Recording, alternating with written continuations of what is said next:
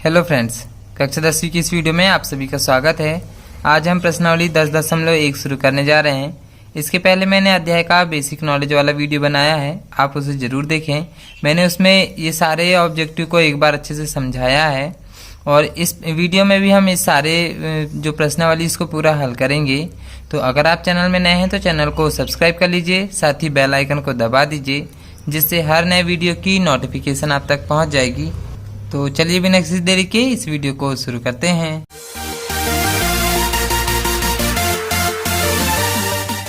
तो जैसा कि हमें यहाँ पे प्रश्न नंबर 1 दिया हुआ है, एक वृत्त की कितनी स्पर्श रेखाएं हो सकती है। तो हमने यहाँ पे पढ़े हैं किसी भी वृत्त में अनेक अपरिमित रूप से अनेक स्पर्श रेखाएं हो सकती हैं। तो हम इसका आंसर लिख ले रहे हैं अपरिमित रूप से अनेक। अब यहाँ पे कुछ खालिस्तान भी दिए हुए हैं। जैसे पहला खालिस्तान हमें दिया है, किसी वृत्त की स्पर्श रेखा उसे खालिस्तान बिंदुओं पर प्रतिच्छेद करती है। मैंने बेसिक नॉलेज वाली वीडियो में बताया है स्पर्श रेखा हमेशा एक बिंदु में प्रतिच्छेद करती है। तो वृत्त की स्पर्श रेखा हमेशा एक बिंदु में प्रतिच्छेद करेगी। अगला जो खालिस्तान है यहाँ पे हमें दिया है, वृत्त को दो बिंदुओं पर प्रतिच्छेद करने वाली रेखा को क्या बोलते हैं। तो यदि वृत्त में कोई रेखा जो है दो बिंदु में प्रतिच्छेद करेगी तो उसको हम छेदक रेखा बोलते हैं, और एक बिंदु में प्रतिच्छेद करेगी तो उसको स्पर्श रेखा बोलते हैं। तो इसका आंसर हो जाएगा छेदक रेखा। अब जो अगला ऑब्जेक्टिव है यहाँ पे दिया है, एक वृत्त की खालिस्तान समांतर स्पर्श रेखा हो सकती है। हमेशा वृत्त में जो समांतर रेखा होगी, सिर्फ दो समांतर रेखा ऐसी खींच सकते हैं हम जो स्पर्श रेखा होंगी। तो इसका आंसर हो जाएगा 2। अब नेक्स्ट देखते हैं यहाँ पे, जैसे वृत्त तथा उसकी स्पर्श रेखा के उभयनिष्ठ बिंदु को क्या कहते हैं। वृत्त और उसकी जो स्पर्श रेखा होती है उसका जो उभयनिष्ठ बिंदु होगा उसको हम स्पर्श बिंदु कहते हैं। तो ये इसका आंसर हो जाएगा। नेक्स्ट क्वेश्चन देखते हैं। अब हमें इस तरह से एक प्रश्न दिया हुआ है, प्रश्न नंबर 3। 5 सेंटीमीटर त्रिज्या वाला एक वृत्त है, उसमें वृत्त में एक बिंदु P लेना है और स्पर्श रेखा वहां से खींचना है PQ, और जो केंद्र है O, वहां से जाने वाली रेखा बिंदु Q पर इस प्रकार मिलती है कि OQ जो है 12 सेंटीमीटर। केंद्र से जो बिंदु है बाहर Q, वो उसकी दूरी दिया हुआ है 12 सेंटीमीटर। हमें जो स्पर्श रेखा है PQ, उसकी लंबाई हमें ज्ञात करना है। तो आइए देखते हैं। तो इस तरह से मान के चलें, यहाँ से O से केंद्र है ये O, और यहाँ पर वृत्त में हमने एक बिंदु P लिए हैं। तो O से P के बीच की दूरी ये हो जाएगी हमारी त्रिज्या, यानी कि 5 सेंटीमीटर। और बाहर पे एक बिंदु Q है, तो केंद्र O से बाहर के बिंदु Q के बीच की दूरी OQ यहाँ पर दिया है 12 सेंटीमीटर। और जो स्पर्श रेखा PQ है, इसके बीच की दूरी हमें यहाँ पे ज्ञात करना है। तो ये यहाँ पर देखेंगे त्रिज्या और स्पर्श रेखा, इसके बीच में हमेशा 90 अंश का कोण बनता है, समकोण होता है। तो ये एक समकोण त्रिभुज हो गया, और समकोण त्रिभुज में पाइथागोरस फार्मूला हम लगा सकते हैं। तो अब हम यहाँ पे पाइथागोरस फार्मूला लगा ले रहे हैं। तो इस तरह से ये पाइथागोरस फार्मूला हो गया। यहाँ पर देख सकते हैं जो 90 अंश की जो सामने वाली भुजा होती है ये हमेशा कर्ण होती है, यानी कि कर्ण का मान हमें दिया हुआ है 12, और पूरे का वर्ग लगा लेंगे। और जो लंब होगा, यहाँ पे हम लंब किसी को भी मान सकते हैं। तो मान के चलिए OP को हम यहाँ पे लंब ले रहे हैं, यानी कि 5 सेंटीमीटर यहाँ पे लंब हो जाएगा। और जो आधार हम ले रहे हैं PQ को, तो PQ यहाँ पे हमें ज्ञात करना है। तो आधार की जगह हम सीधे PQ रख दे रहे हैं, पूरे का वर्ग।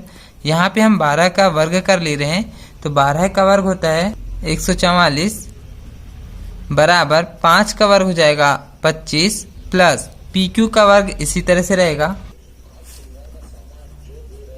अब हम यहाँ पर क्या करें, ये 25 को हम बराबर के इस तरफ पक्षांतर कर दे रहे हैं। तो 25 इस तरफ आके माइनस में जाएगा, -25 हो जाएगा। तो बराबर में इस तरफ में सिर्फ PQ का वर्ग बचेगा। यहाँ से आप देखेंगे 144 में से हम 25 को घटा दे रहे हैं, तो यहाँ पर बचेगा 119 बराबर में हो जाएगा PQ का वर्ग। अब यहाँ से जो वर्ग है इसको हम इस तरफ पक्षांतर कर रहे हैं, तो इस तरफ ये करनी में जाएगा वर्गमूल में, तो इस तरफ में हो जाएगा 119। तो और बराबर में इस तरफ में सिर्फ बचेगा PQ। तो देख सकते हैं PQ जो है स्पर्श रेखा, उसकी लंबाई आ चुकी करनी 119। तो हम इस तरह से यहाँ पर लिख ले रहे हैं कि अतः स्पर्श रेखा PQ बराबर करनी 119 सेंटीमीटर। तो यहाँ पर हम देख सकते हैं जो ऑप्शन है यहाँ पे हमारा D वाला, इसमें आंसर आ चुका है। तो ये क्वेश्चन भी यहाँ पे हो चुका है। नेक्स्ट क्वेश्चन देखते हैं। यहाँ पे एक वृत्त खींचना है और इसमें एक दी गई रेखा के समांतर एक रेखा हमें वृत्त में पहले से ही दी रहेगी, और उसके समांतर हमें दो समांतर रेखा ऐसे खींचना है जो एक तो स्पर्श रेखा होनी चाहिए और एक छेदक रेखा होनी चाहिए। एक इस तरह से हमें एक रेखा पहले से दिया रहेगा, उसके समांतर हमें एक स्पर्श रेखा खींचना है और एक छेदक रेखा खींचना है। तो आइए देखते हैं। तो इस तरह से हमें एक वृत्त दिया हुआ है और उसमें एक रेखा हमें पहले से ही दी है। अब यहाँ पे हम एक स्पर्श रेखा खींचेंगे और एक छेदक रेखा खींचेंगे जो इसके समांतर होने चाहिए। तो स्पर्श रेखा जो यहाँ पे बिंदु 1 पे टच करेगी उसको स्पर्श रेखा बोलेंगे, और जो छेदक रेखा होगी 2 बिंदु पे टच करेगी और इसी के समांतर होने चाहिए। तो हम मान के चलो स्केल से यहाँ पे हम एक रेखा ऐसे खींच ले रहे हैं जो इस रेखा के समांतर होगी। तो यहाँ से हम इस तरह से ले रहे हैं और इस तरह से एक रेखा हम खींच लिए हैं, रेखा M, जो L के समांतर है। ये तो एक बिंदु में टच हो रही है इसलिए इसको हम स्पर्श रेखा बोलेंगे। तो यहाँ पर हम नाम लिख ले रहे हैं स्पर्श रेखा। अब इसके बाद इसी के समांतर एक ऐसी रेखा खींचना है जो छेदक रेखा हो। अब छेदक रेखा क्या होती है? जो वृत्त को 2 बिंदुओं में प्रतिच्छेद करती हो, जो इसी के समांतर होनी चाहिए। तो हम इसी के समांतर एक ऐसी रेखा ले रहे हैं जो वृत्त को 2 बिंदुओं में प्रतिच्छेद करेगी।